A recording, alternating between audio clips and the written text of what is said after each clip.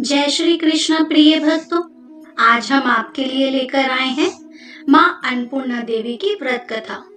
इस कथा को सुनने मात्र से माता अन्नपूर्णा देवी खुश होकर पूरे परिवार पर अपनी कृपा बनाए रखती है और अन्न धन के भंडार बढ़ते चले जाते हैं। यह अत्यंत ही शक्तिशाली फल देने वाली कथा है। आज के दिन माता पार्वती जी और शिव जी की पूजा करी जाती है। माता पार्वती जी ही अन्नपूर्णा देवी है।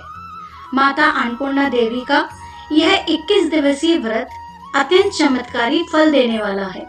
इस व्रत में अगर आप व्रत ना कर सके तो एक समय भोजन करके भी व्रत का पालन कर सकते हैं। विधिवत पूजा करने के बाद माता से प्रार्थना करें कि हे माँ, हमारा घर हमेशा अन्न से भरा रहे। अन्नपूर्णा माँ हम पर और पूरे परिवार तथा सभी प्राणियों पर अपना आशीर्वाद बनाए रखे। इन दिनों में अन्न दान करें और जरूरतमंदों को भोजन कराएं।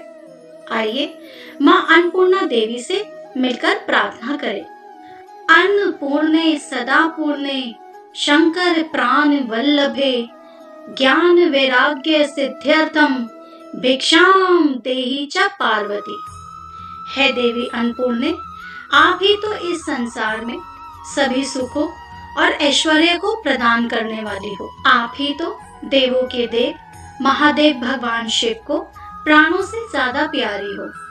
है माता पार्वती जी, हमें आपको और आपके इस संसार रूपी माया को समझने का ज्ञान प्रदान करें, जिससे हम सुख और दुख दोनों में एक समान रह सके। माता च पार्वती देवी पिता देवो महेश्वर बांधवा शिव भक्ताश स्वदेशो भुवनत्रयम्। आदिशक्ति देवी पार्वती हमारी माता है तथा महादेव शिव हमारे पिता है। सभी शिव भक्त हमारे भाई तथा मित्र है और तभी शिव तथा शक्ति देवी के परिवार का सदस्य होने के कारण ये संपूर्ण जगत भी हमारा ही है देवी, हम पर सदा आपकी कृपा बनाए रखना एवं हमारा घर सदा धन धान्य से भरा रहे। ऐसी प्रार्थना करने के बाद आइए हम सब मिलकर इस पावन कथा को श्रवण करें। एक समय की बात है, काशी निवासी धनंजय की पत्नी का नाम सुलक्षणा था। उसे अन्य सब सुख प्राप्त थे, केवल निर्धनता ही उसके दुख का कारण थी। यह दुख उसे हर समय सताता रहता था। एक दिन सुलक्षणा अपने पति से बोली, स्वामी, आप कुछ कार्य करें तभी घर का खर्चा चल सकेगा। इस प्रकार कब तक काम चलेगा। सुलक्षणा की बात धनंजय के मन में बैठी और वह उसी दिन विश्वनाथ शंकर जी को प्रसन्न करने के लिए बैठ गया और कहने लगा, हे देवाधिदेव विश्वेश्वर, मुझे पूजा पाठ कुछ नहीं आता है, केवल तुम्हारे भरोसे ही बैठा हूँ। इतनी विनती करके वह 2-3 दिन भूखा प्यासा बैठा रहा। यह देखकर भगवान शंकर ने उसके कान में अन्नपूर्णा अन्नपूर्णा अन्नपूर्णा इस प्रकार 3 बार कहा। यह कौन क्या कह गया। इसी सोच में धनंजय पड़ गया कि मंदिर से आते ब्राह्मणों को देखकर पूछने लगा, पंडित जी, अन्नपूर्णा कौन है। ब्राह्मणों ने कहा, तू अन्न छोड़ बैठा है सो तुझे अन्न की ही बात सूझती है। जा अपने घर जाकर अन्न ग्रहण कर। धनंजय घर गया, स्त्री से सारी बातें कही। वह बोली, नाथ, चिंता मत करो, स्वयं शंकर जी ने यह मंत्र दिया है, वे स्वयं ही खुलासा करेंगे। आप फिर से जाकर उनकी आराधना करो। धनंजय फिर जैसा का तैसा पूजा में बैठ गया। रात्रि में शंकर जी ने आज्ञा दी, कहा, तू पूर्व दिशा में चला जा। वह अन्नपूर्णा का नाम जपते हुए जाता और रास्ते में फल खाता, झरने का पानी पीता जाता। इस प्रकार कितने ही दिनों तक चलता गया। वहां उसे चांदी सी चमकती वन की शोभा देखने में आई, सुंदर सरोवर देखने में आए। उसके किनारे कितनी ही अप्सराएं झुंड बनाई बैठी थी। उनमें से एक कथा कहती थी। और सब माँ अन्नपूर्णा इस प्रकार बार बार कहती थी। यह अघन मास की उजेली रात्रि थी और आज ही से ये व्रत आरंभ हुआ था। जिस शब्द की खोज करने वह घर से निकला था वह उसे वहां सुनने को मिला। धनंजय ने उनके पास जाकर पूछा, हे देवियों, आप यह क्या करती हो? उन सब ने कहा, हम सब माँ अन्नपूर्णा का व्रत कर रही हैं। व्रत करने से क्या होता है? यह किसी ने किया भी है? इसे कब किया जाए? कैसा व्रत है? कैसी विधि है? ये सब मुझे भी बताइएगा। तब अप्सरा कहने लगी, इस व्रत को सब कोई कर सकते हैं। 21 दिन तक के लिए 21 गांठ का सूत लेना चाहिए। 21 दिन यदि ना बने तो एक दिन उपवास करे। यह भी ना बने तो केवल कथा सुनकर प्रसाद ले। निराहार रहकर कथा कहे। कथा सुनने वाला कोई ना मिले तो पीपल के पत्तों पर सुपारी रखकर और सामने दीपक को साक्षी रखकर कथा कहे। सूर्य, गाय, तुलसी या महादेव जी को बिना कथा सुनाए मुख में दाना ना डाले।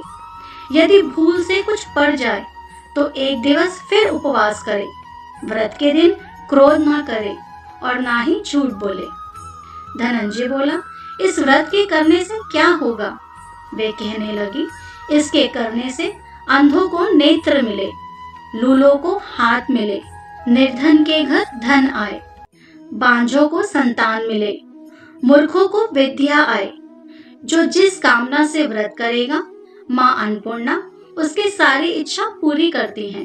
वह कहने लगा, बहनों, मेरे भी धन नहीं है, विद्या नहीं है, कुछ भी तो नहीं है। मैं तो दुखिया ब्राह्मण हूँ। मुझे इस व्रत का सूत दोगे क्या? हाँ भाई, तेरा कल्याण हो, तुझे देंगे हम। ले, इस व्रत का मंगल सूत ले। धनंजय ने व्रत किया। व्रत पूरा हुआ तभी सरोवर में से 21 खंड की सुरवन सीढ़ी हीरे मोती जड़ी हुई प्रकट हुई। धनंजय जय अन्नपूर्णा माँ कहता जाता था। इस प्रकार कितनी ही सीढ़ियां उतर गया तो क्या देखता है कि करोड़ों सूर्य से प्रकाशमान अन्नपूर्णा माता का मंदिर है। उसके सामने सुरवन सिंहासन पर माता अन्नपूर्णा विराजमान है। सामने भिक्षा हेतु शंकर भगवान खड़े हैं। देवांगनाएं चंवर डुलाती हैं। धनंजय दौड़कर जगदम्बा के चरणों में गिर गया। देवी उसके मन का कलेश जान गई।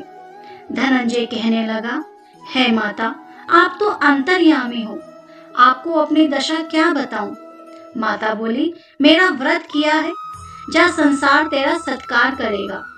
माता ने धनंजय की जिह्वा पर बीज मंत्र लिख दिया। अब तो उसके रोम रोम में विद्या प्रकट हो गई। इतने में क्या देखता है कि वह काशी विश्वनाथ के मंदिर में खड़ा है। माँ का वरदान से धनंजय घर आया। सुलक्षणा से सब बात कही। माता जी की कृपा से उसके घर में संपत्ति उमड़ने लगी। छोटा सा घर बहुत बड़ा गिना जाने लगा। जैसे शहद के छत्ते में मक्खियां जमा होती है, उसी प्रकार अनेक सगे संबंधी आकर उसकी बड़ाई करने लगे। कहने लगे, इतना धन और इतना बड़ा घर, सुंदर संतान नहीं तो इस कमाई का कौन भोग करेगा?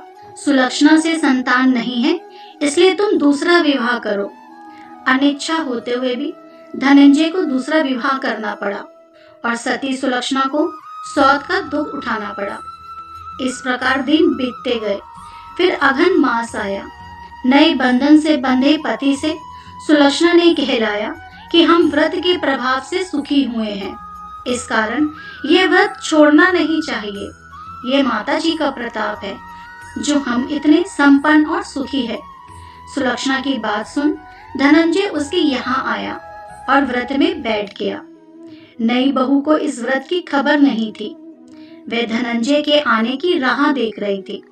दिन बीतते गए और व्रत पूर्ण होने में 3 दिवस बाकी थे कि नई बहू को खबर पड़ी।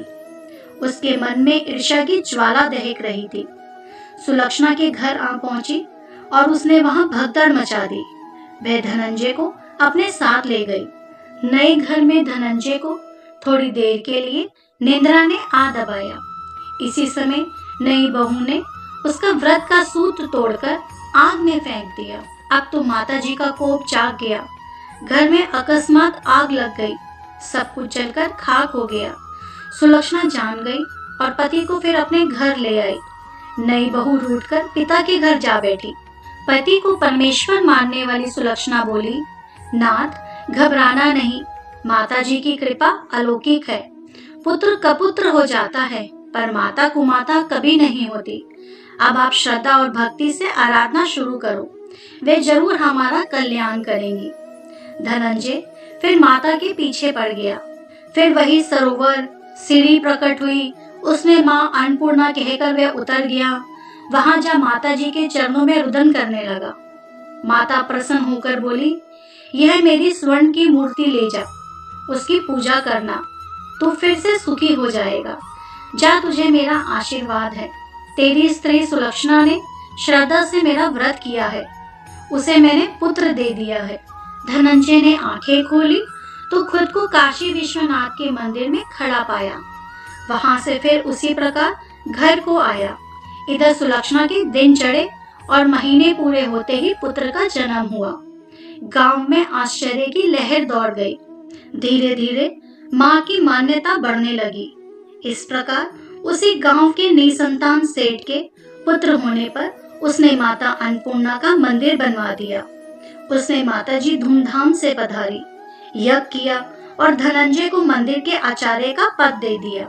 जीविका के लिए मंदिर की दक्षिणा और रहने के लिए बड़ा सुंदर सा भवन दिया। धनंजय स्त्री पुत्र सहित वहां रहने लगा। माता जी के चढ़ावे में भरपूर आमदनी होने लगी। उधर नई बहू के पिता के घर डाका पड़ा, सब लुट गया।